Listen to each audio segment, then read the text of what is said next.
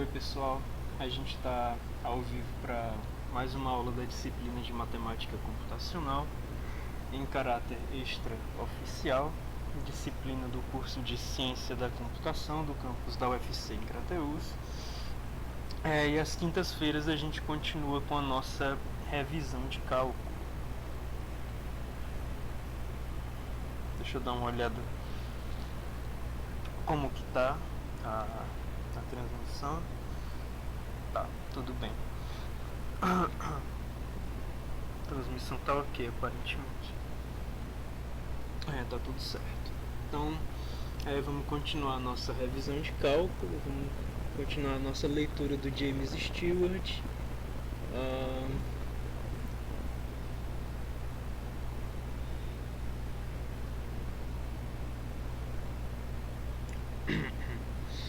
Deixa eu dar uma olhada onde a gente havia parado.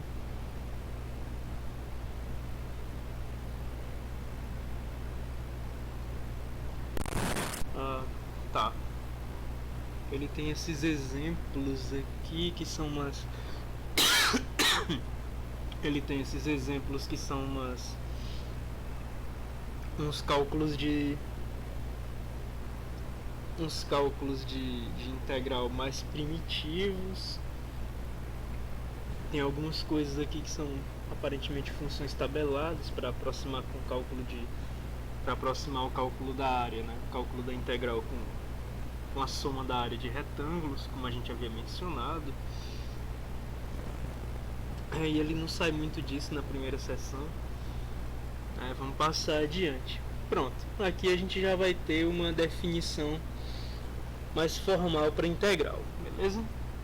Então vamos direto para a definição formal do que é integral, né? Só para a gente lembrar, a gente tem visto que a integral é a integral de uma função em um certo intervalo é a área descrita pela curva da função e pelo eixo x, né, naquele dito intervalo. E a gente entendeu que essa área ela pode ser expressa em termos de um limite. A gente pode imaginar a aproximação dessa área em termos da soma da área de retângulos, e à medida que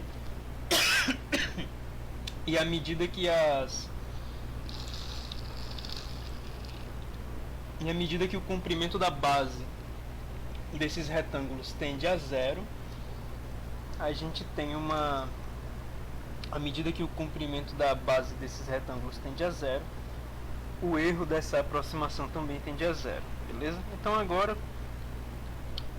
baseado nisso, a gente tem a definição formal da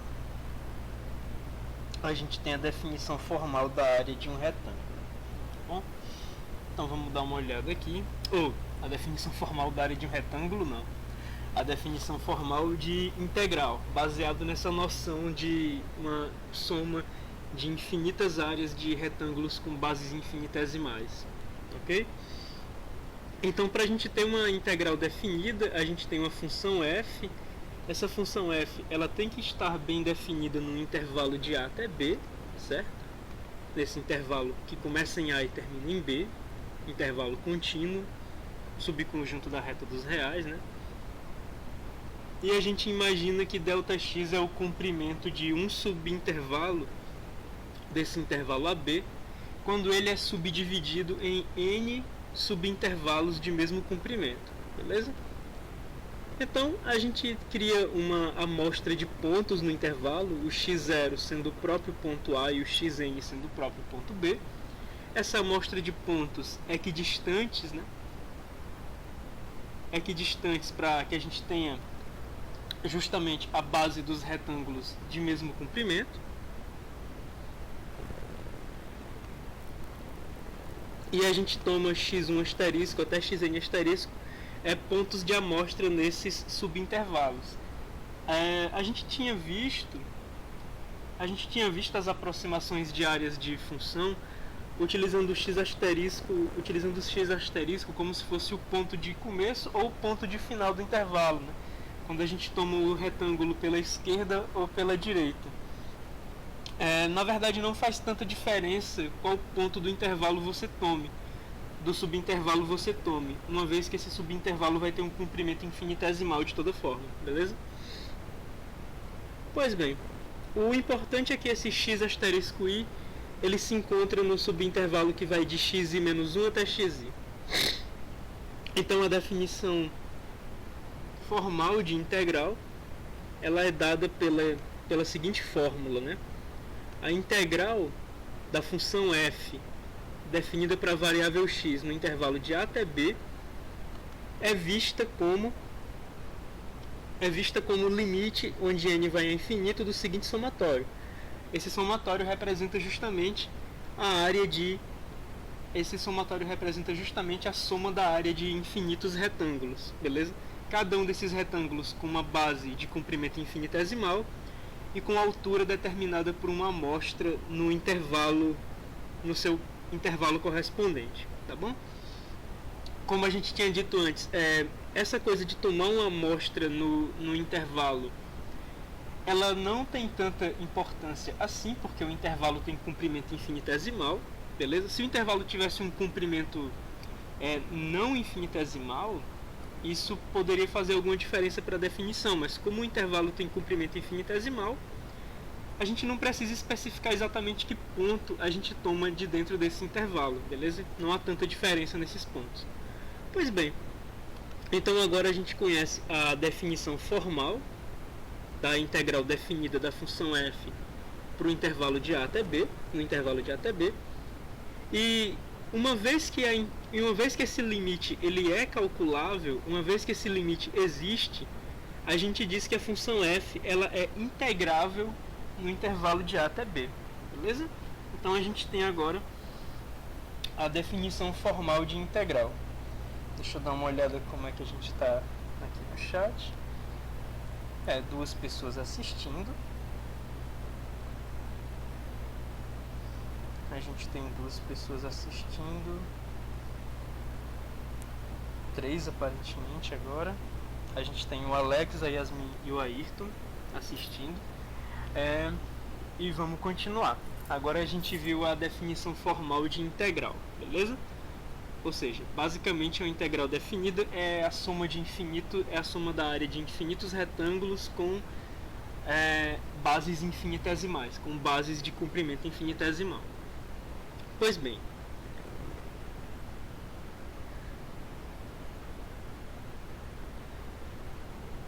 uma vez que a gente conhece a definição formal de limite,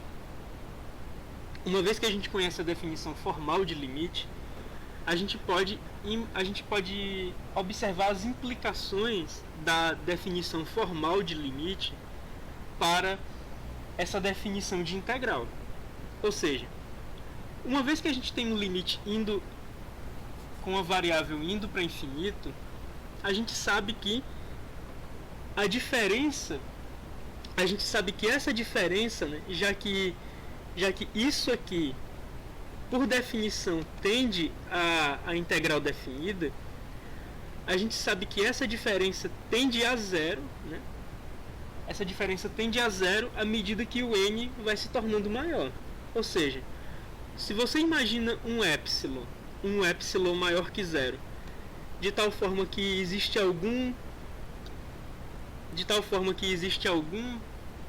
inteiro n, onde isso aqui... Não, na verdade é melhor eu começar da seguinte forma. Para qualquer epsilon que você possa imaginar, para qualquer epsilon maior que zero que você possa imaginar, essa diferença bem aqui, ela é menor que esse epsilon a partir de algum inteiro n maior que um certo nzão, beleza? Ou seja, como o n está indo a infinito, como esse n está indo a infinito, e o limite dessa expressão está tendendo a isso aqui, então a gente sabe que qualquer epsilon que tente limitar essa diferença, ele vai ser refutado como um limite para essa diferença uma vez que a gente ultrapasse um certo nzão, beleza? Ou seja, à medida que o n vai crescendo, essa diferença ela vai se tornando cada vez menor. Se você imagina um limite superior para essa diferença, existe um certo nzão, a partir do qual, se você tomar um n maior que aquele nzão, esse limite superior para a diferença ele vai ser ultrapassado, né? A diferença vai se tornar menor que esse epsilon, e isso vale para qualquer epsilon, beleza? Então é basicamente isso que a gente tem como consequência da definição formal de limite para a definição formal de integral, beleza? Porque a gente sabe que o limite dessa expressão aqui, né? O limite dessa expressão aqui tende a essa expressão bem aqui. Então a gente sabe, como a gente sabe que o limite dessa expressão tende a essa outra expressão aqui, a gente sabe que essa diferença ela vai decaindo em módulo à medida que a gente vai tomando n cada vez maior, beleza? Pois bem, a gente diz que esse S caligráfico que a gente utiliza para representar a integral, ele é chamado de o sinal de integral, beleza? É o símbolo de integração. A função f, que é o argumento da integral, é o corpo da integral, né? Ela é chamada de integrando, certo? E o intervalo de integração, ele vai de A até B. E esses números A e B, eles são ditos os limites de integração, né? Eles compõem o intervalo de integração. A é o limite inferior de integração e B é o limite superior de integração, beleza? A gente tem o A, o limite inferior de integração, a gente tem o B, o limite superior de integração, e por enquanto esse símbolo aqui não faz muito sentido pra gente, mas ele sempre aparece nas integrais, né? Esse cara sempre aparece nas integrais, apesar de não fazer muito sentido pra gente. Na verdade, esse símbolo faz sentido sim. Olha para esse corpo aqui. Se você notar, isso aqui é muito... Esse fx e asterisco Δx, ele é muito parecido com f de x dx, né? Aqui a gente tem o integrando com a amostra, e aqui a gente tem o comprimento de um subintervalo de A até B, né? A gente tem o comprimento da base de um dos retângulos que a gente está calculando a área. Esse dx a gente chama ele de diferencial. Mas esse cara, basicamente, ele está representando, esse dx, ele está representando o comprimento da base de um daqueles retângulos de base infinitesimal. Esse cara ele representa uma variação infinitesimal na variável x, beleza? Ele não representa uma razão entre variações, né, como é a derivada. A derivada seria dx dy, né? O quanto na verdade a derivada seria dy dx, né? O quanto o y muda a partir de uma mudança em x. Aqui não, a gente só está falando de uma variação, dx. E essa variação ela é infinitesimal. Ela é a área da base de um daqueles retângulos de base infinitesimal, tá bom? Pois bem, esse símbolo ele não faz muito sentido por enquanto, que a gente não explicou com clareza o que ele é, apesar da gente ter dado essa noção de que ele representa basicamente um comprimento infinitesimal, né? Uma variação infinitesimal em x.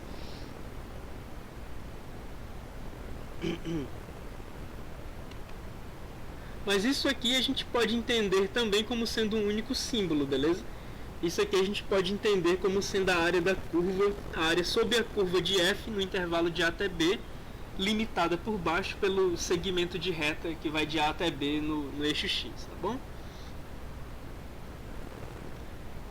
E aqui ele indica outra utilidade para esse dx, né? Que isso aqui indica que a nossa integração ela está se dando em termos da variável x, e isso faz sentido.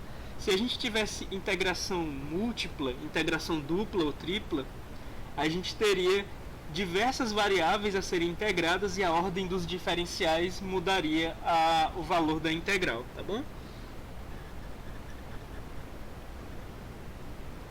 E claro, a gente diz que quando a gente está fazendo o cálculo de uma integral, quando a gente está analisando o valor de uma integral, a gente está realizando o procedimento de integração, tá bom?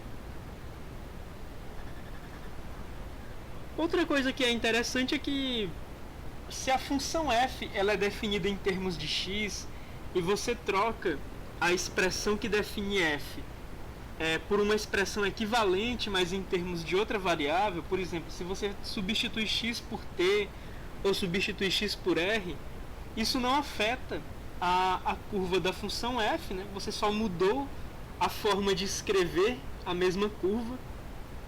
E como você não mudou a curva de fato, o valor das integrais ele é independente da variável que você está utilizando para descrever a curva, beleza? E claro, isso aqui já é bastante clássico no cálculo, né?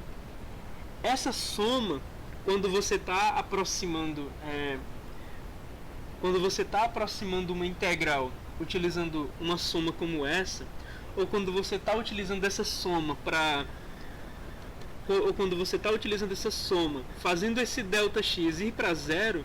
No nosso caso, a gente fez o ΔX ir para zero fazendo o n ir para infinito, mas existem livros de cálculo que fazem o ΔX ir direto para zero, né? O limite é indo para zero no ΔX.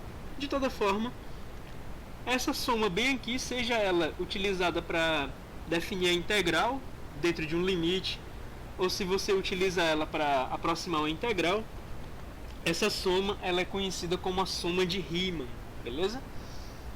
Lembrando que o Riemann ele é um cara que tem muita influência nessa parte do cálculo sobre integração, beleza? Integração e diferenciação. Integração e equações diferenciais. A gente tem 3 pessoas assistindo a live, tem 4, mas tem 4 curtidas, agora eu não entendi, alguém deve ter caído. A gente tem o Arthur, o Ayrton, a Yasmin e o Alex. Pois tá. Nenhum comentário, né? Então, vamos continuar lendo o livrinho aqui.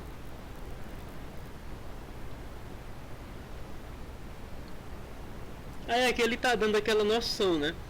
Que quando a gente usa o ΔX tendo algum comprimento, ou seja, quando esse ΔX ele tem um comprimento perceptível, né? E você tomou um ponto de amostra no intervalo, no iésimo intervalo, você tomou um x e asterisco como amostra, e essa amostra está servindo como altura do retângulo. Esses retângulos eles são bastante perceptíveis e essa figura ela ilustra como se relaciona a função f e uma soma de Riemann.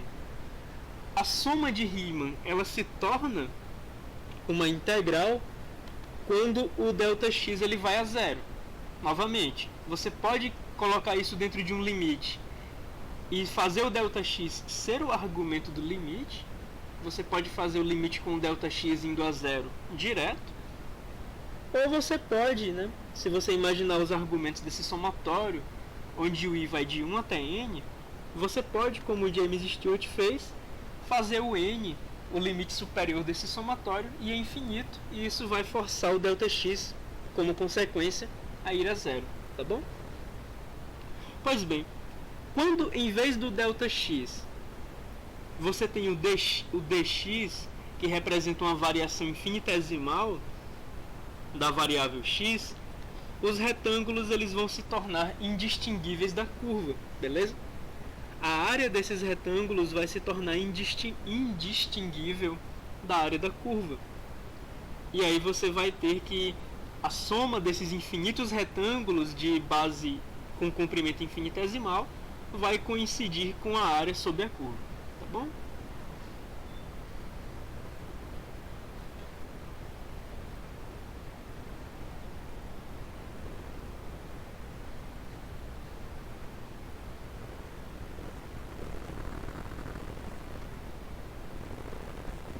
Ah, tá. E aqui ele está fazendo um certo adendo sobre áreas positivas e negativas.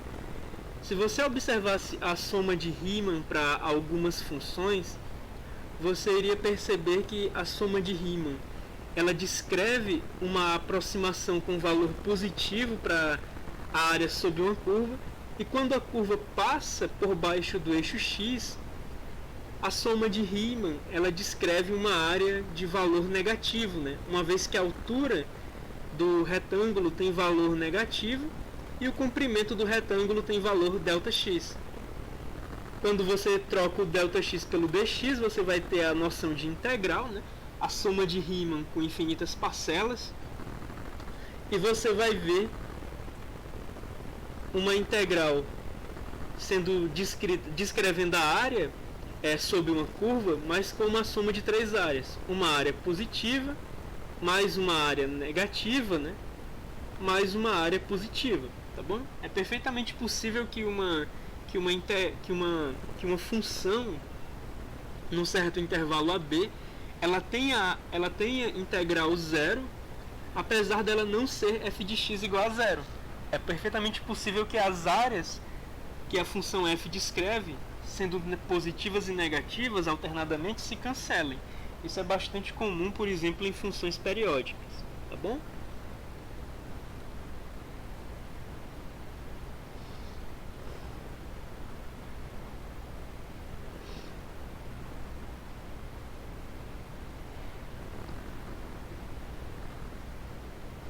Certo.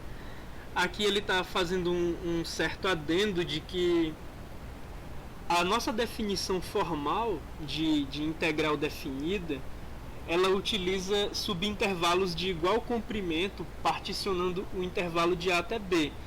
Mas ele traz o adendo de que em certas situações,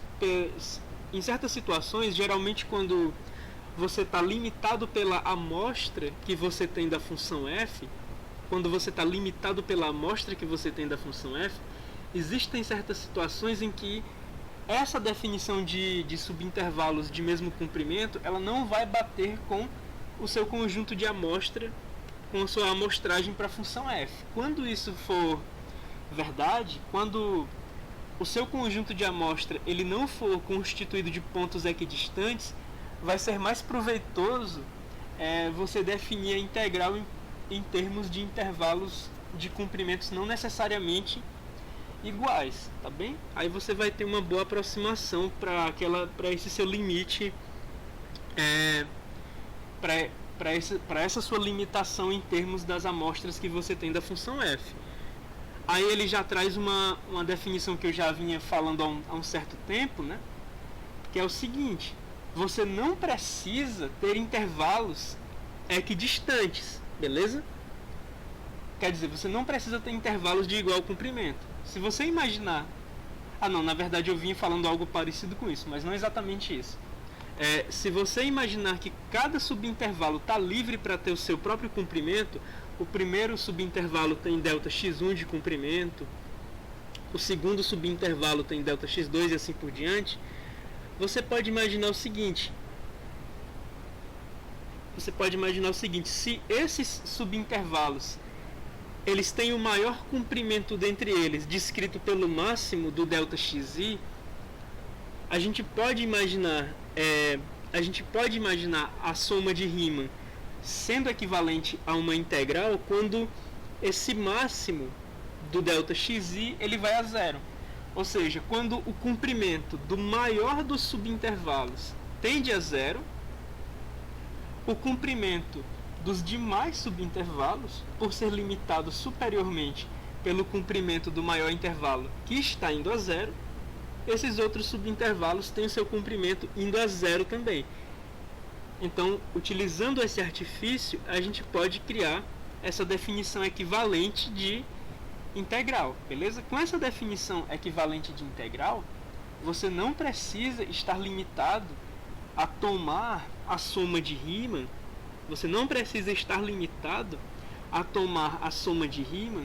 com intervalos de igual comprimento. Você pode aceitar ter intervalos de comprimento diferentes para fazer uma soma riemanniana, beleza?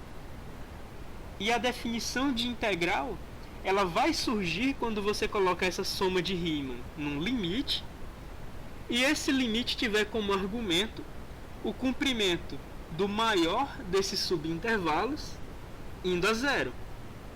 Beleza?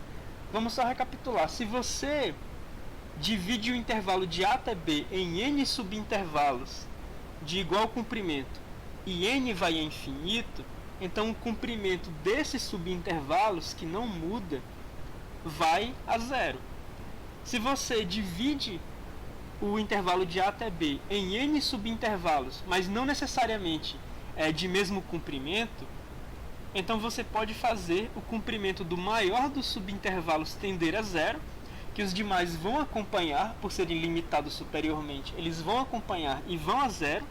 E novamente, com essa definição mais frouxa da soma de Riemann, você pode, utilizando um limite no comprimento do maior subintervalo, né, indo a zero, você pode obter novamente a definição de integral, beleza? Então você pode obter a definição de integral com limite na soma de Riemann, tanto com a soma de Riemann considerando intervalos de mesmo comprimento, como com a soma de Riemann considerando intervalos de comprimentos diferentes. As duas formas dão certo, e o que vai precisar mudar é o argumento do limite, beleza?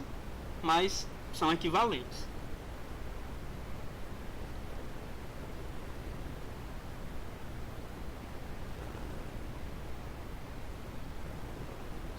Agora a gente tem um teorema que não vai ser demonstrado, certo?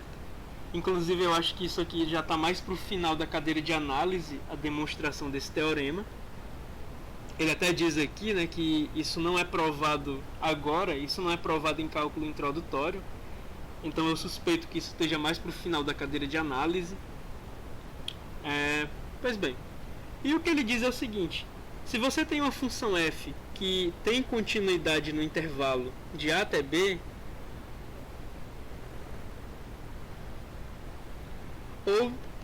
ou se de outra forma, a função f ela tem um número finito de descontinuidades, ela tem um número finito de pontos em que ela é descontínua no intervalo de A até B, então a gente pode ver que f ela é integrável no intervalo de A até B, beleza? Ou seja, a gente sabe que a integral de f de x no intervalo de A até B existe. A gente sabe que isso aqui é um número bem definido.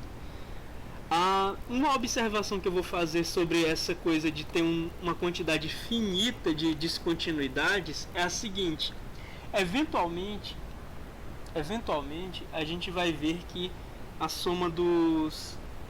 a gente vai ver que a integral no intervalo de A até B, ela pode ser vista como a soma das integrais em subintervalos que particionem o intervalo de A até B, beleza? O que a gente pode ganhar com isso? A gente pode ganhar com isso o seguinte: essa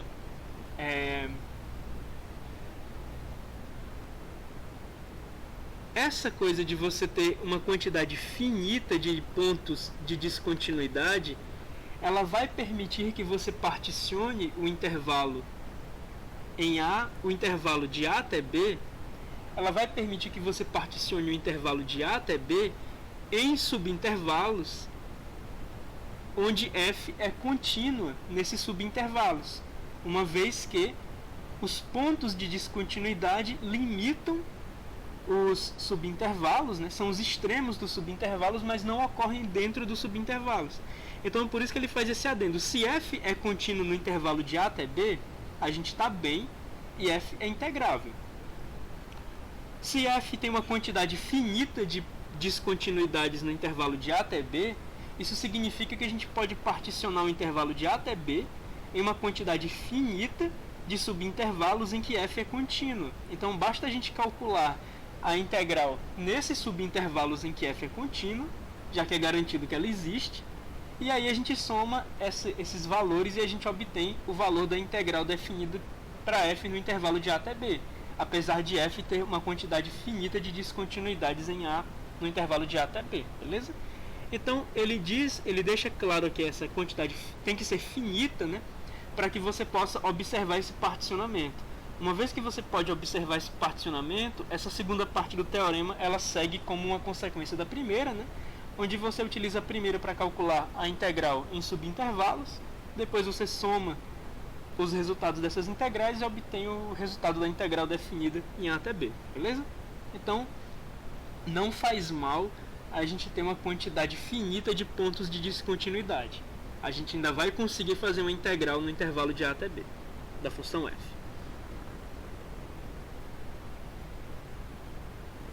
Deixa eu dar uma olhada como é que a gente está no chat.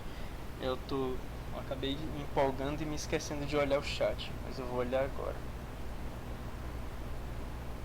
Deixa eu dar uma olhada aqui.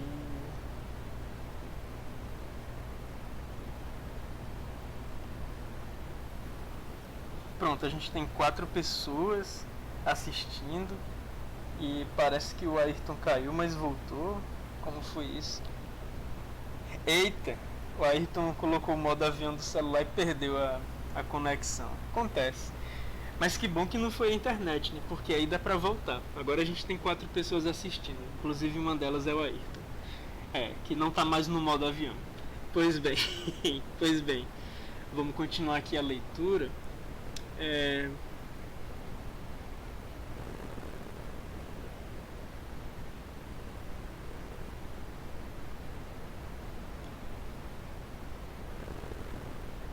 Aqui ele está fazendo aquela observação, né, que a segunda definição de integral ela faz com que seja negligenciável a escolha dos pontos de amostra, beleza?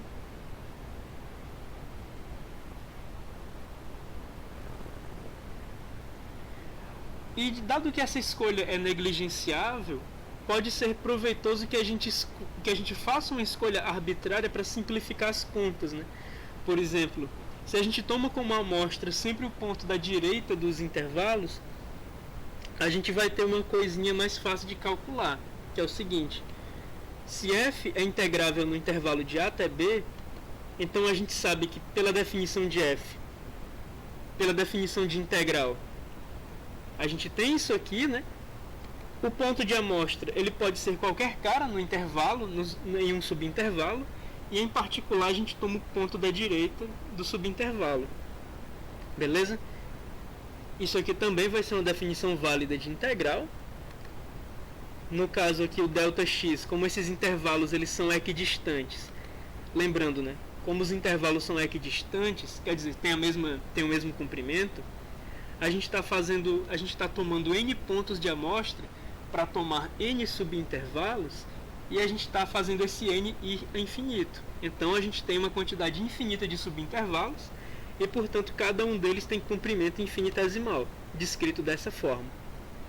E aqui a gente tem uma fórmula para o ponto de amostra que a gente está tomando, né? Que é xi é igual ao comprimento quer dizer, o ponto inicial do intervalo de integração, mais i vezes ΔX, tá bom?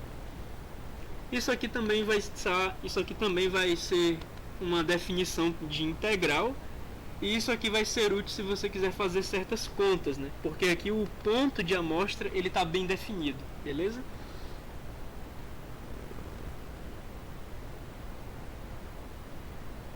Aí aqui ele deu um exemplo estranho, aparentemente. Ele está querendo saber se isso aqui é equivalente a alguma integral, né? Bom, isso aqui é equivalente à integral de x ao cubo mais x vezes seno de x, certo? No intervalo de 0 a π, beleza? Tá aqui a integral equivalente a essa soma, né? A essa soma riemanniana. Lembrando, essa soma riemanniana ela é equivalente a uma integral porque ela está dentro de um limite que faz com que a base do retângulo tenha comprimento infinitesimal, beleza? Aqui ele faz mais algumas observações.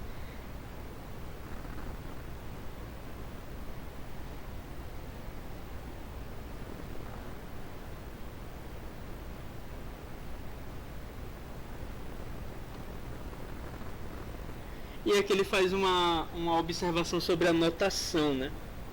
Em vez de utilizar, quando a gente tem uma soma riemanniana dentro de um limite que faz com que o comprimento da base de um retângulo tenda a zero, né, seja infinitesimal, a gente tem uma integral.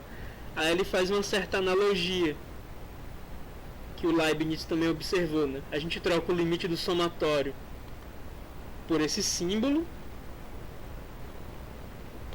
a gente troca o ponto de amostra simplesmente pela variável, e como eu já havia dito antes, né, esse Δx, que é uma variação arbitrária na variável x, é uma diferença de valores na variável x arbitrária, ela se torna uma diferença infinitesimal de valores na variável x, né? Justamente para representar o comprimento de uma base infinitesimal de retângulo.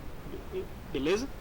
Esse dx, ele está representando, esse dx é uma versão infinitesimal do Δx, né?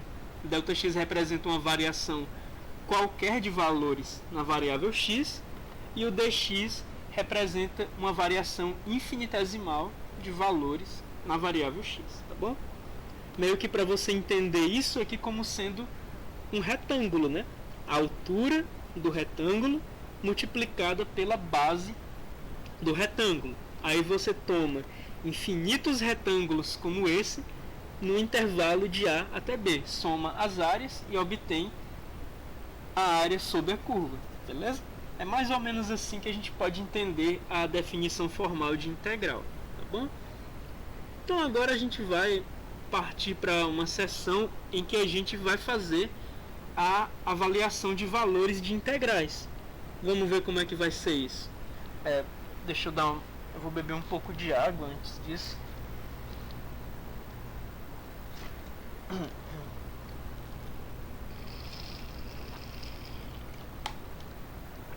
E eu vou também dar uma olhada no chat, como é que a gente está no chat.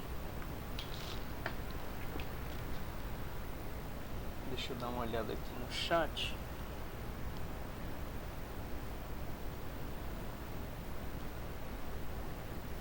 Tá, 5 curtidas. Deixa eu ver essas curtidas, cara.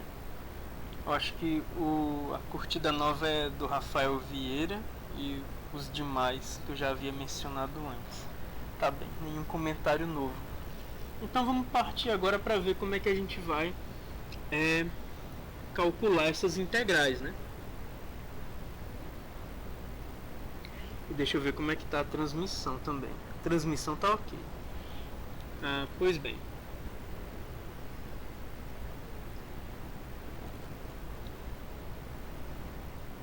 Então agora aparentemente a gente vai ter que lidar com certas equações de somatório. Beleza? Já que a definição de integral ela parte de um somatório, a gente vai simplificar somatórios, né? Basicamente utilizando aquelas somas lineares, somas quadráticas e somas cúbicas, que ele inclusive já adiantou as fórmulas aqui pra gente, né? Aí a gente tem a soma de uma PG, de uma PA, né? Isso aqui vocês devem se lembrar de progressão aritmética. Aqui é a soma de uma PA. Aqui é a soma dos quadrados. E aqui é a soma dos cubos. Beleza? E aparentemente a gente não vai ter muitas propriedades complicadas aqui. Aparentemente a gente não vai ter muitas propriedades complicadas.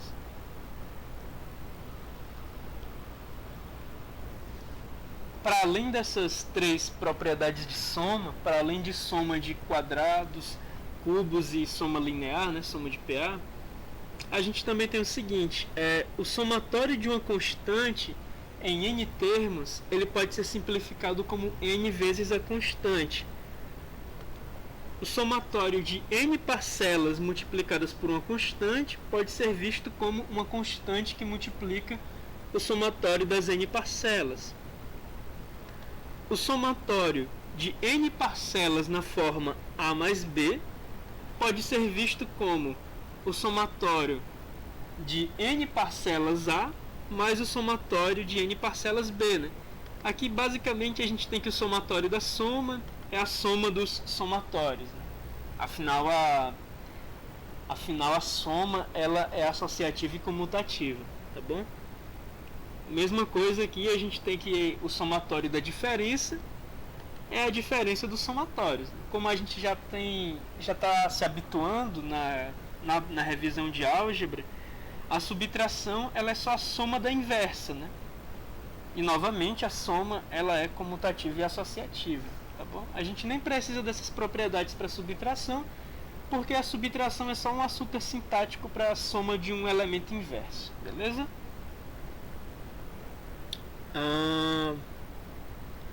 Então aí ele pede para a gente fazer a soma riemanniana de x ao cubo menos 6x, tomando pontos de amostra sempre à direita dos subintervalos, e a gente fazendo isso no subintervalo de 0 a 3 com 6 subintervalos, beleza?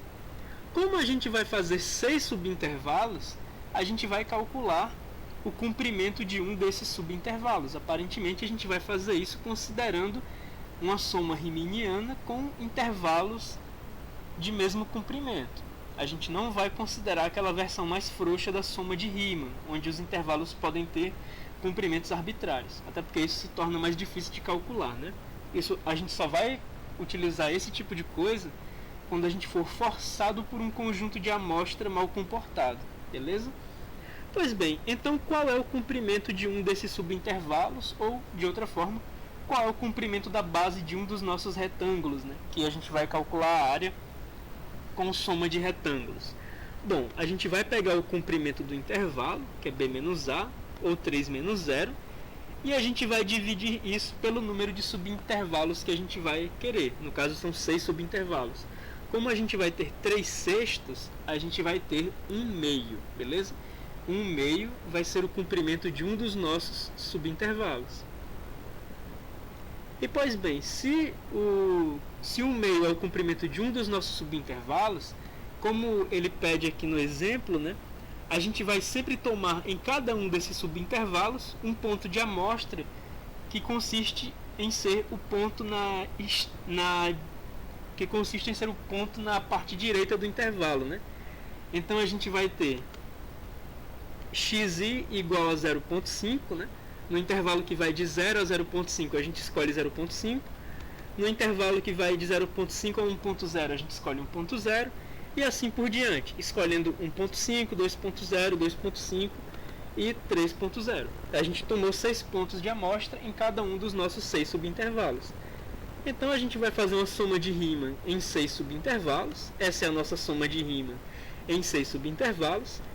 E daí esse somatório se torna simples, porque a gente está pegando amostras da função f em 0,5, em 1,0 até 3,0, e a gente está multiplicando pelo mesmo ΔX, que é 1/2.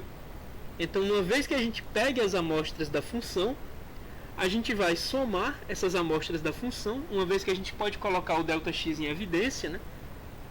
E depois disso multiplicar essa soma por 1/2, já que o ΔX é 1/2. Como resultado, a gente vai ter menos 3,93. Alguma coisinha perto disso, né? Aí aqui ele dá uma amostra do que está acontecendo nessa função. A gente tem uma área predominantemente negativa e só no final a gente tem os dois retângulos com área positiva. Então a soma de Riemann em 6 subintervalos de x ao cubo menos 6x, ela vai ter um valor negativo. Agora, se a gente for considerar n subintervalos, né, já que agora a gente vai calcular a integral de x ao cubo menos 6x no intervalo de 0 a 3, a gente vai generalizar o número de subintervalos, beleza? Porque a gente vai fazer o número de subintervalos ir para infinito, né? Bom, dado que essa é a fórmula para o comprimento de um subintervalo, se a gente particionar o intervalo AB em n subintervalos de mesmo comprimento, essa é a fórmula para o comprimento de um dos subintervalos, né? Essa fórmula nos diz que ΔX vai ser igual a 3 sobre n. onde n é o número de subintervalos que a gente vai tomar, beleza? Então a gente vai calcular a integral de um jeito bem hardcore, né? A gente vai pegar a integral e vai substituir pela definição de integral. Pela definição de integral a gente vai fazer o que é uma soma riemanniana, onde o comprimento de um subintervalo tende a zero, né? A gente vai fazer o limite com n tendendo a infinito, da soma de Riemann com n parcelas, certo? Onde a gente vai ter f de xi multiplicando ΔX. Lembrando que aqui a gente convencionou, quando for fazer alguma conta, né, que no momento em que a gente for tomar uma amostra do intervalo, é conveniente que a gente tenha uma fórmula fechada para tomar essa amostra.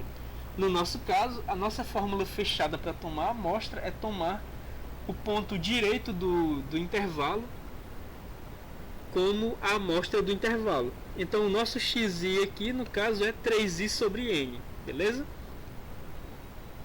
Pois bem, então agora a gente tem o limite onde o n vai a infinito, do somatório de infinitas parcelas, né, de n parcelas, na forma f 3i sobre n, que multiplica 3 sobre n.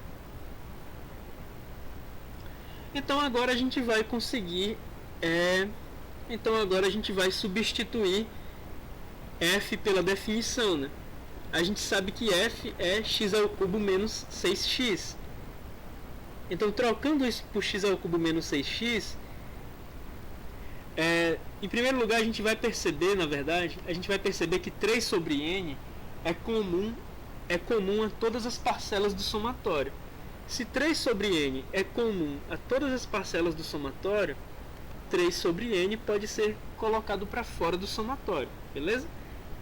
A gente está colocando 3 sobre n em evidência porque ele é um termo comum a todas as parcelas. Pois bem, agora em cada uma dessas parcelas onde sobrou a função f, a gente vai aplicar a função f no ponto 3i sobre n. Então a gente vai ter 3i sobre n ao cubo, né, sendo o x ao cubo, menos o 6x, menos 6 de 3i sobre n. Menos 6 vezes 3i sobre n. Então agora resta a gente simplificar essa parte de dentro do somatório. Como é que a gente vai simplificar essa parte de dentro do somatório? Aqui a gente tem 3i sobre n ao cubo, a gente vai ter 27 sobre n ao cubo, que multiplica i ao cubo, e aqui a gente vai estar multiplicando 3i sobre n por 6, então a gente vai ter menos 18 sobre n vezes i.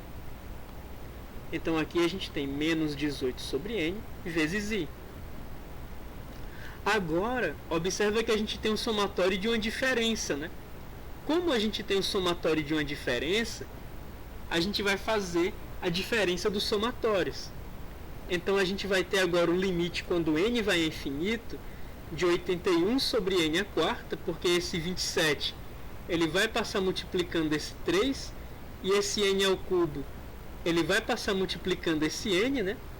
A gente vai ter 81 sobre n a quarta do somatório do i ao cubo, beleza? E esse 18 sobre n, ele vai passar multiplicando esse 3n. Então a gente vai ter 18 sobre 3, quer dizer, 18 vezes 3, 54, sobre n ao quadrado, né? E a parte que não pode sair do somatório, que é o i. Então agora a gente tem uma expressão dentro de um limite que é 81 sobre n a quarta, multiplicado por um somatório que é uma soma de cubos, menos 54 sobre n ao quadrado, multiplicado por um somatório que é uma PA. Então, como esses caras são soma de cubos ou uma PA, a gente tem fórmulas para esses caras e a gente substitui, né?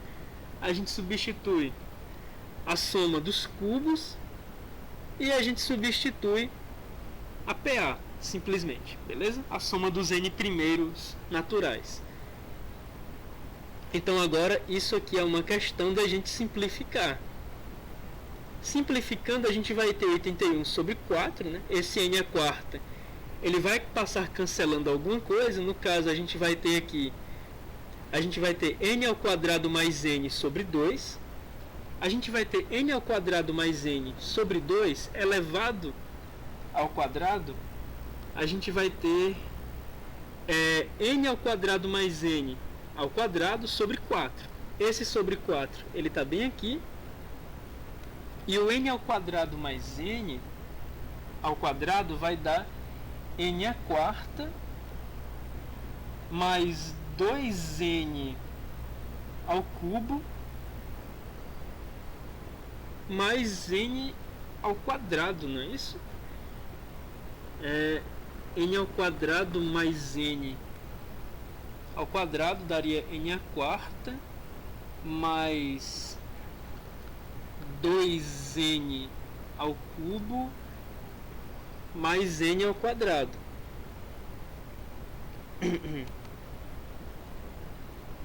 Ele basicamente não está tirando...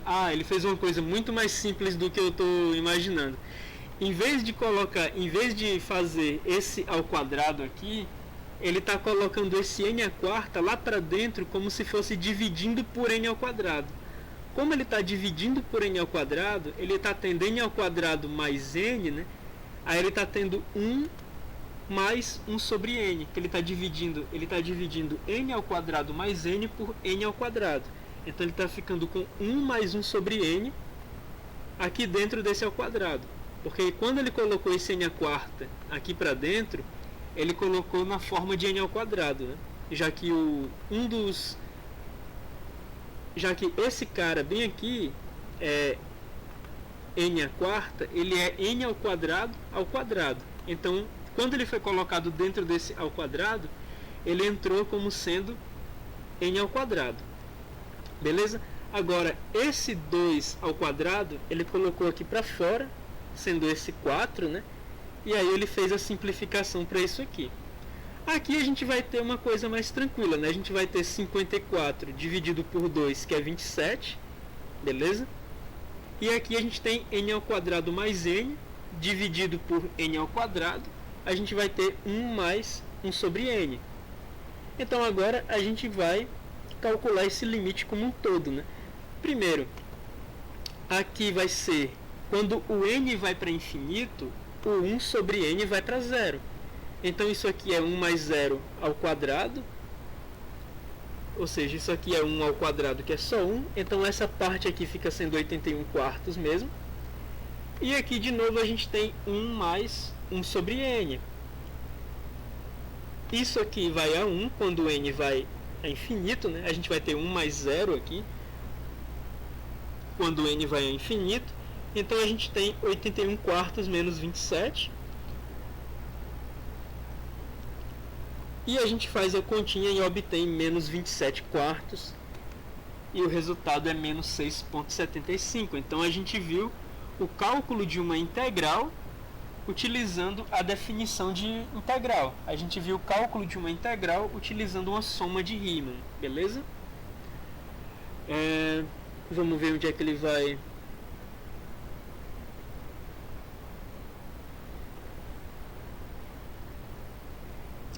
Aí é que ele está falando que isso aqui não pode ser interpretado como uma área, mas pode ser interpretado como diferença de áreas.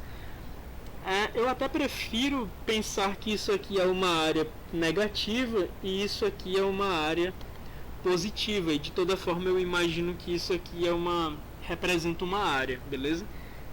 Se você ficar com a noção mais simples de que áreas têm que ser positivas, de fato... a integral de uma função dessa forma, ela não vai poder ser interpretada como uma área. A minha proposta para cá é a gente não se limitar a pensar que áreas são necessariamente positivas. Se a gente imagina que áreas são negativas ou positivas, a depender de que lado do eixo X elas aparecem, a gente pode continuar interpretando a integral de uma função assim como sendo uma área, beleza? Só que aí a gente vai ter de ter o cuidado de que as áreas podem ter sinal, tá bom?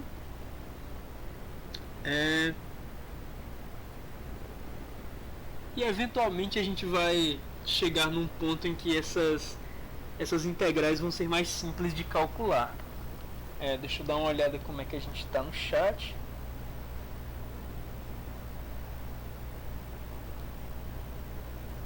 4 pessoas assistindo, só um comentário. A internet parece que hoje não vai dar surpresas pra gente. Parece que tá tudo ok.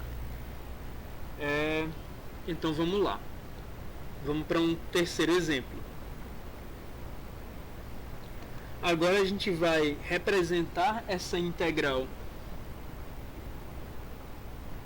Aqui ele já está pedindo para a gente fazer no computador essa integral. Bom, eu estou com o computador aqui no colo, né? Vamos ver se eu me disponho a fazer.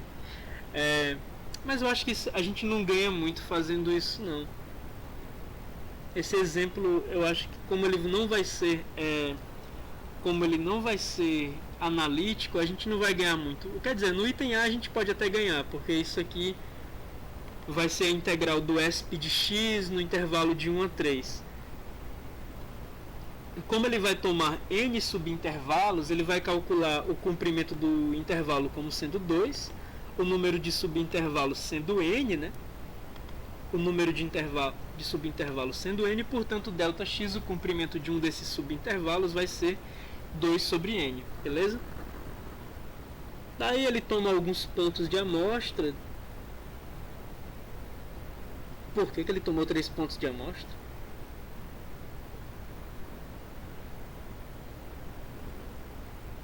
Bom, aqui a gente tem uma forma geral para o ponto direito dos subintervalos. Não, ele não tomou 3 pontos de amostra, ele deu 3 exemplos de pontos, né? Ele deu 3 exemplos de pontos de amostra. E aqui ele deu a forma geral para o ponto de amostra. Uma vez que ele tem isso, o comprimento do subintervalo e uma forma geral para o ponto de amostra, ele vai representar a integral como o limite de uma soma de Riemann. Aí ele põe a fórmula do ponto de amostra, que ele havia calculado como argumento da função, e ele põe o 2 sobre n como o ΔX que ele havia calculado, né? Então esse 2 sobre n, ele independe do somatório, ele não está em termos de i, então ele pode sair do somatório e a gente fica com o limite quando n vai a infinito de 2 sobre n que multiplica esse somatório bem aqui, beleza? Então ele tem essa fórmula e na parte B ele vai simplificar isso e vai calcular utilizando algum software. Aparentemente ele sequer chegou a fazer isso.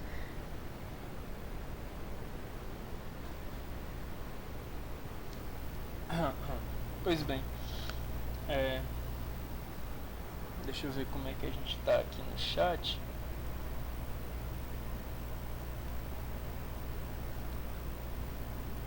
Deixa eu dar uma olhada aqui no chat.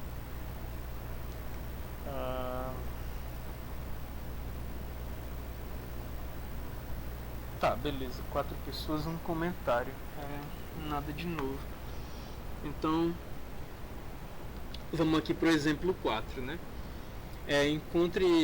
Faça a avaliação das seguintes integrais, interpretando cada uma como sendo uma área. Aí aqui a gente tem a integral no intervalo de 0 a 1 da raiz de 1 menos x ao quadrado, né? Isso tá com mau cara de ser alguma coisa pitagórica, porque a gente costuma ter x ao quadrado mais y ao quadrado igual a 1 para representar um círculo para representar uma circunferência de raio 1, né? E aqui é como se a gente estivesse colocando o y em evidência, né? Tirando o x para o outro lado e tirando a raiz para deixar o y isolado. Aí a gente tem a raiz de 1 menos x ao quadrado.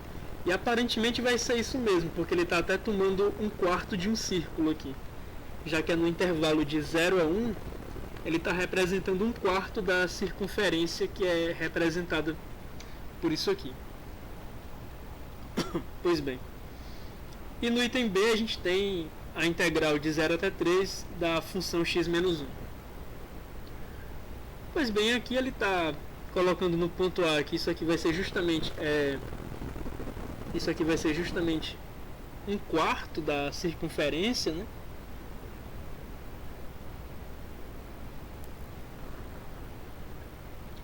Bom, como isso aí é um quarto da circunferência, a gente pode tirar um quarto da circunferência de raio 1, né? Lembrando que a fórmula da área da circunferência a fórmula da área de um círculo de raio R é πr ao quadrado. Πr ao quadrado dá a área de um círculo. Se a gente pegar isso e multiplicar por 1/4, a gente tem 1/4 da área de um círculo. Então 1/4 de π raio 1 ao quadrado vai ser igual a 1/4 de π vezes 1 ao quadrado, né? Ou seja, vai ser 1/4 de π, vai ser simplesmente π sobre 4. Na segunda, a gente tem que a função é x menos 1 no intervalo de 0 a 3. Então, aparentemente, a gente vai ter em 0, a gente vai ter uma área negativa de a gente vai ter dois triângulos, né? A gente vai ter uma área negativa de um triângulo menor e uma área positiva de um triângulo maior, né? E a gente pode calcular analiticamente essa área, né? Uma vez que a gente sabe as medidas da área desse triângulo, a gente sabe que ele tem altura menos 1 e base 1, a gente sabe que a área desse cara aqui é menos 1/2. Já esse cara tem base de comprimento 2 e altura de comprimento 2 também. Então a gente sabe que isso aqui é 2 vezes 2, 4 sobre 2, né? A gente sabe que isso aqui é 2 menos 1/2. O resultado vai ser 1,5, né? Que é essa área negativa mais essa área positiva. À medida que a gente percebe à medida que a gente percebe que essa função aqui ela é uma reta, a gente vai poder observar essa integral como a soma de área de triângulos, né? Nesta seção ele vai tratar de um ponto que já tem bastante interseção com matemática computacional, que é uma regra de aproximação para integrais, né? Ele vai tratar da regra do ponto interior, da midpoint rule. Ela, a gente viu algo um pouco mais sofisticado, a gente viu a área do trapézio, a regra do trapézio, na verdade. Então essa seção eu não vejo ela como muito essencial para a gente, até porque a gente já viu algo mais forte que isso. Agora, esta outra seção, as propriedades da integral, eu já acho que é bastante crucial. A primeira propriedade, né, que a gente sabe, a primeira propriedade que a gente tem é que a integral no intervalo de b até a, ela pode ser vista como a inversa da integral no intervalo de a até b, beleza? Vamos ver se isso é definido de alguma forma, se ele dá pelo menos uma intuição para isso. Aqui a gente está observando que sempre foi assumido que a é menor que b para fazer uma descrição de intervalo. Mas se você tomar a definição de integral como uma soma de Riemann, não faz diferença você ter a menor que b ou a maior que b. Nesse caso, o que vai mudar é o ΔX, né? O ΔX, em vez de ser calculado como b menos a sobre n, ele vai ser calculado como a menos b sobre n. Ou seja, o ΔX, quando a é menor que b, ele é visto dessa forma. E quando o b é menor que a, ele é visto dessa forma, ou ele é visto como o menos ΔX quando o a é menor que b. Como a gente tem que o ΔX do a menor que b, ele é igual ao menos ΔX do b menor que a, então a gente pode ver que, pela definição de integral como soma de Riemann, né, dentro de um limite, a gente tem que a integral de b até a, ela é o inverso da integral de a até b, basicamente pelo sinal que o ΔX ganha, né? Se a gente tem que o a é igual a b, então pela própria fórmula do ΔX, a gente sabe que o ΔX é igual a zero, já que ΔX é b menos a sobre n. Então, independente do n, o ΔX é igual a zero quando a é igual a b. Nesse caso, a gente tem que essa integral ela vai ser igual a zero, beleza? E agora a gente vai ter algumas propriedades de integral que já são mais conhecidas de vocês, né? A integral de a até b de uma constante,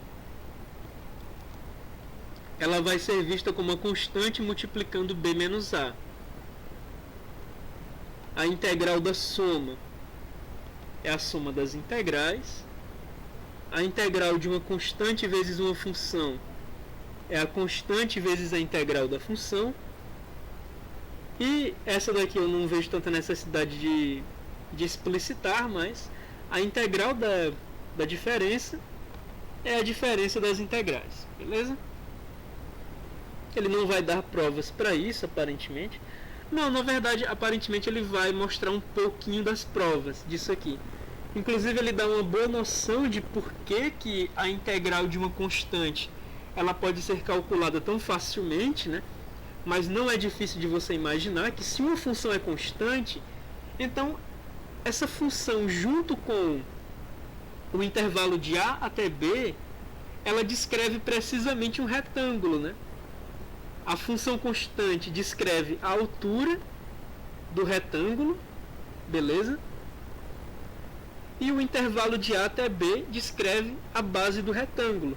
Então você tem que a integral de uma constante, ela equivale à área de um retângulo, e portanto a gente sabe que a integral de uma constante vai ser o comprimento da base do retângulo, b menos a, multiplicado pelo comprimento da altura do retângulo, que é a própria constante.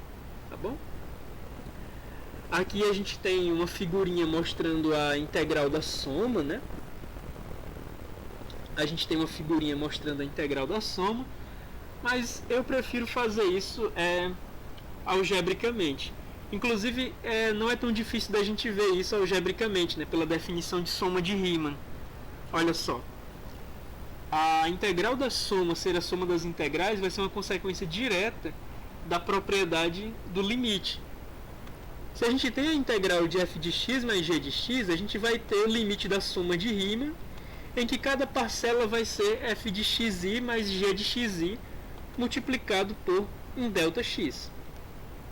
Beleza? Aqui a gente vai poder fazer a seguinte transformação. Esse ΔX, ele momentaneamente sai do somatório. Em seguida, a gente vai ter ΔX multiplicando o somatório da soma, né? Aí a gente vai ter a soma do somatório de f mais o somatório de g. Esses dois caras sendo multiplicados por ΔX, e em seguida a gente distribui o ΔX de novo, e a gente fica com a soma. E a gente fica com a soma do somatório de f vezes ΔX com o somatório de g vezes ΔX. Agora a gente observa o seguinte: esse sinal de mais que antes estava dentro da parcela do somatório, agora ele se encontra mais externo na expressão do limite.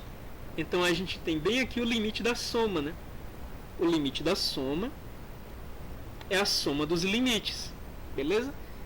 Como o limite da soma é a soma dos limites, cada uma dessas parcelas vai ser uma soma de Riemann separada.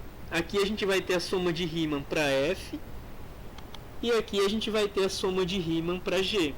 Então, a integral de f mais g, ela pode ser vista como a integral de f por essa soma de Riemann, mais a integral de g por essa outra soma riemanniana, tá bom? Então veja só, os limites, o limite tem a propriedade que o limite da soma é a soma dos limites. Uma consequência direta disso, dada a definição de integral como limite, é que a integral da soma é a soma das integrais, tá bom? Como consequência direta da propriedade análoga para o limite. Aí agora ele pede para a gente utilizar as propriedades que a gente acabou de ver para calcular a integral de 4 mais 3x ao quadrado no intervalo de 0 a 1. Antes de fazer isso, deixa eu dar uma olhada como é que a gente está no nosso chat, se tem alguma novidade. 4 pessoas assistindo e um comentário, nenhuma novidade até o momento. Então vamos lá. Primeiro que a gente sabe que a integral da soma é a soma das integrais. Se a gente sabe que a integral da soma é a soma das integrais, a gente vai expressar 4 mais 3x ao quadrado como a soma de duas integrais. A integral de 4 no intervalo de 0 a 1 e a integral de 3x ao quadrado no intervalo de 0 a 1. Então vamos ver o seguinte. Esse cara bem aqui a gente sabe que é a integral de uma constante. Como a gente viu, a integral de uma constante é basicamente a área de um retângulo, né? Quem é essa área de retângulo? Quem é essa área de retângulo? Isso aqui é um retângulo que tem altura 4 e base de comprimento 1 menos 0. Então isso aqui é um retângulo que tem área 4. Tá bom. Quem é esse outro cara? Quem é a integral de 3x ao quadrado? Bom, a gente nem precisa muito se preocupar com a integral de 3x ao quadrado. Em algum momento aqui ele está dizendo para a gente que a integral de x ao quadrado no intervalo de 0 a 1 é 1/3, certo? Bom, a gente já tem calculado essa integral. A gente sabe que esse 3 ele pode sair do x ao quadrado porque é a integral de uma constante vezes uma função. Então a gente tem agora 4 mais 3 que multiplica o valor da integral de x ao quadrado, que multiplica 1/3. A gente tem 4 mais 3 sobre 3. A gente tem 4 mais 1. A gente tem 5, beleza?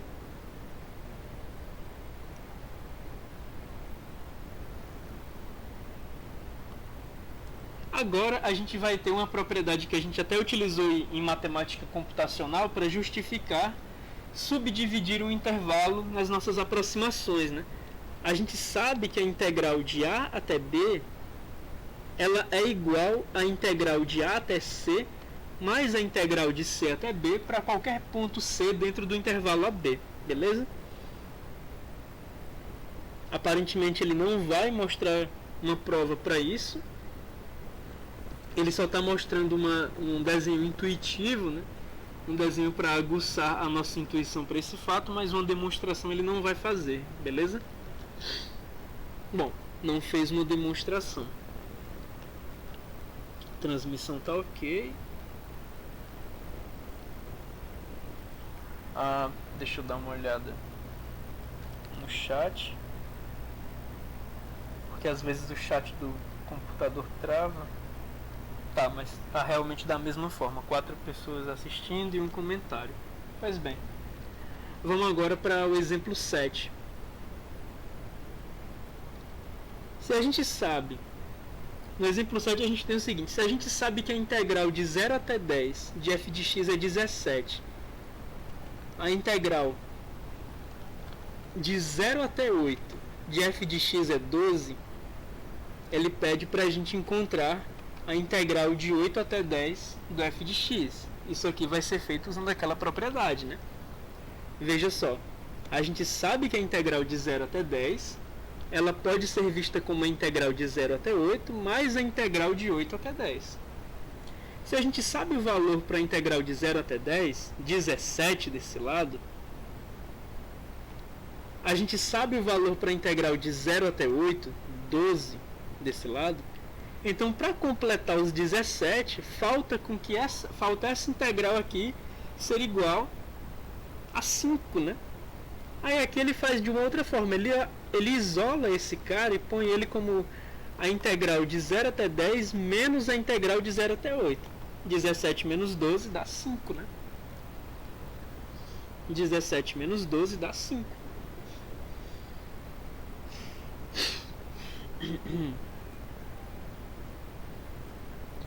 Agora a gente vai ter mais algumas propriedades das integrais. A primeira delas é que se a função f ela é sempre não negativa no intervalo AB, então a gente tem que a integral de f no intervalo AB é necessariamente não negativa, né?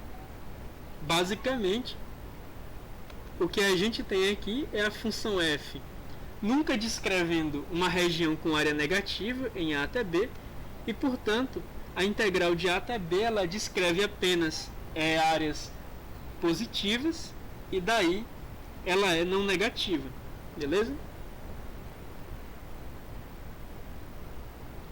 A gente também sabe que se a função f ela é limitada inferiormente pela função g no intervalo de A até B, então a gente tem que a integral de A até B em f é pelo menos a integral de A até B em g, uma vez que a função f ela sempre descreve áreas que são pelo menos as áreas descritas por g.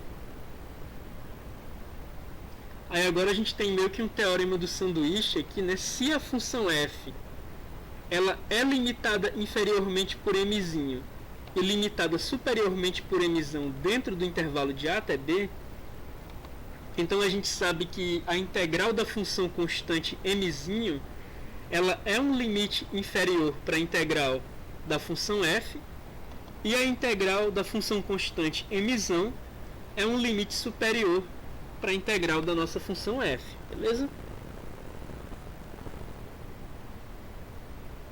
Aí ele vai provar a propriedade 8. Ah, tá. Pois é, como eu estava dizendo, né? Como eu até... O que ele vai fazer uma prova eu basicamente verbalizei. Ele coloca isso aqui como uma fórmula direta, né? Ele coloca isso aqui também como uma fórmula direta, mas a gente tem basicamente 3 funções e um certo teorema do aperto, né? Porque a gente tem uma função constante que é um limite inferior, uma função constante que é um limite superior, e do fim das contas a gente tem a fórmula que ele colocou inicialmente, que é justamente determinada pela integral dessas constantes.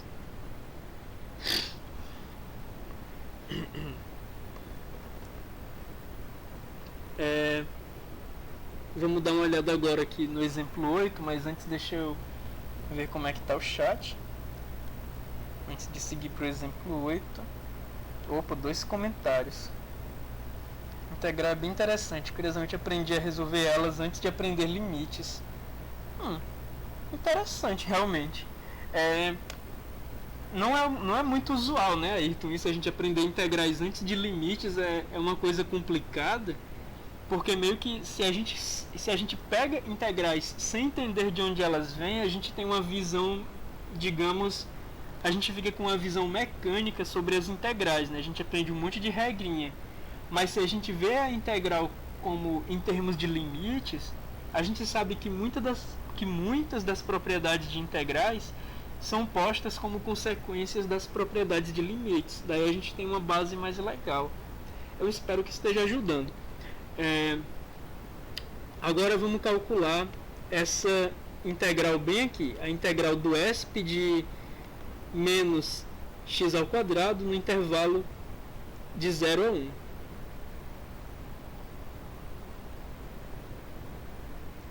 A primeira coisa que ele nota é que essa função é... é que ele não vai falar de calcular, não, ele vai falar de estimar, né? É estimar um valor. A primeira coisa que ele nota é que essa função ESP de menos x ao quadrado, ela é decrescente no intervalo de 0 a 1. Se ela é decrescente no intervalo de 0 a 1, então a gente sabe que esse mzão f de 0 igual a 1, ele limita superiormente o valor da integral. E como ela é decrescente, a gente sabe que mzinho igual a f de 1, que é igual a ESP de menos 1, limita inferiormente. Daí ele pode fazer, né, esse teorema do aperto aqui. Dizer que esse valor ele é limitado inferiormente por ESP a menos 1 e limitado superiormente por ESP por 1. Aí, como ele sabe que ESP a menos 1 pode ser aproximado por 0.3679, a gente tem que isso aqui são limites inferior e superior válidos para ESP de menos x ao quadrado, beleza? Seção de exercícios agora, tem uma figura aí mostrando um limite inferior e um superior. Certo. O teorema fundamental do cálculo. Eu não quero entrar nisso tangenciando, não. eu quero começar uma aula só sobre isso. Eu não quero começar isso e terminar no meio não. Beleza? Então, próxima quinta-feira, dá uma olhada no chat, inclusive. Deixa eu dar uma olhada aqui no chat.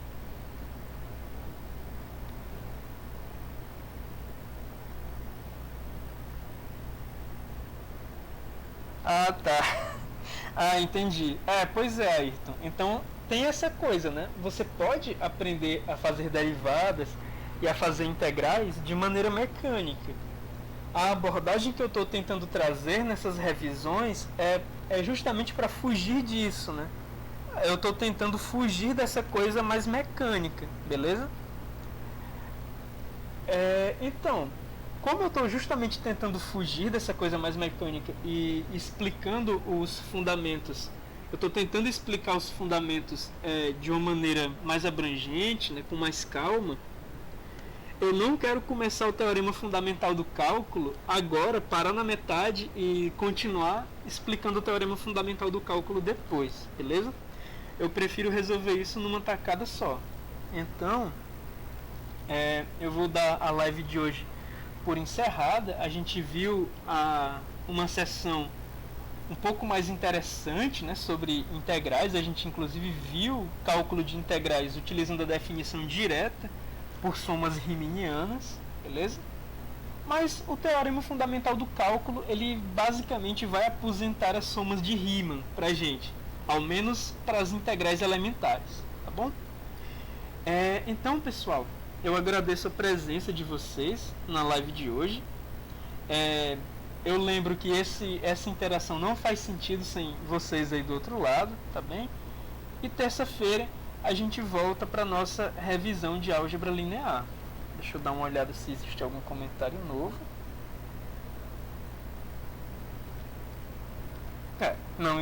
Não existe um comentário novo. Então é isso, pessoal. Até terça, e na terça a gente vai ter a nossa revisão de álgebra linear. Boa tarde para vocês e até mais.